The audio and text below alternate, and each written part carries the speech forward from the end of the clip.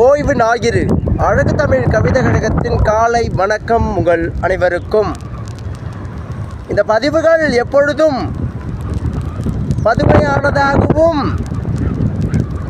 நல் இதமானதாகவும்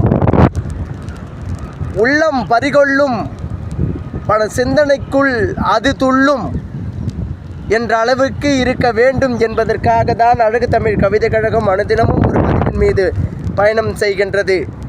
அது பதமாய் இதமாய் பதிவு செய்து வலைதளத்தில் உலவ விடும் அழகான காட்சிகளாக. என் உறவுகளே, பருவம் பொய்க்கவில்லை, அதில் உருவமும் மாற்றிக்கொள்ளவில்லை. வானத்தாய் தரும் பெரும் கொடை நீர்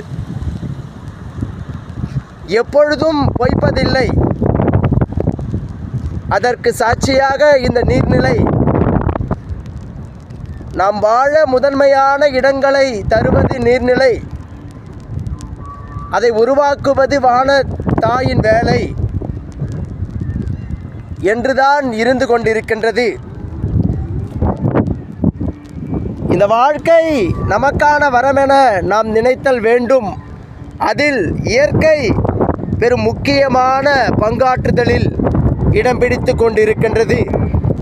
பருவத்தில் கிடைக்கும் எதையும் பதமாக இதமாக வைத்து நாம் உண்ணும் பழக்கத்தை மேற்கொண்டால் உடலில் எண்ணற்ற சோர்வுகள் வந்தாலும் அத்தனையும் இயற்கையாகவே சரியாகும். என் உறவுகளே, காலத்தில் கிடைக்கும் காலத்தில் பெறப்படும் இயற்கையின் வளங்களை அழகாக பயன்படுத்தவும் கற்றுக்கொள்ளுங்கள்.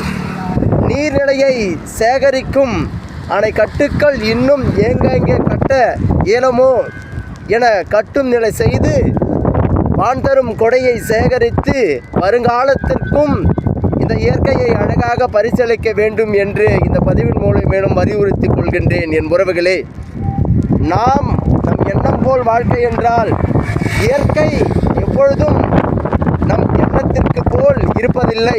அதன் எண்ணத்தில் போக்கில் நம் வாழ்க்கையை மாற்றிக்கொண்டு அழகாக இயற்கை தரும் கொடைகளை நமக்கானதாக அதை மாற்றி சிறப்பூர இந்த மண்தடை மீது மனித பிறவியாக பிறந்து விட்டோம்.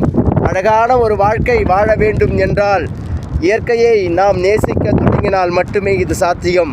என் உறவுகளே, தொடர்ந்து அழகு தமிழ் கவிதை கழகத்தால் வரும் பதிவில் இதுபோல் இயற்கை காட்சிகளின் வடிவில் எப்பொழுதும் இருக்கும். நீங்கள் உங்கள் மனதில் இதை நினைத்து இயற்கையோடு சேர்ந்த வாழ்க்கையை கொண்டாட முற்படுங்கள். வாழ்க்கை மிக அழகு என்றும் என் பதிவில் இருப்பது. அதை வாழ பழகுங்கள்.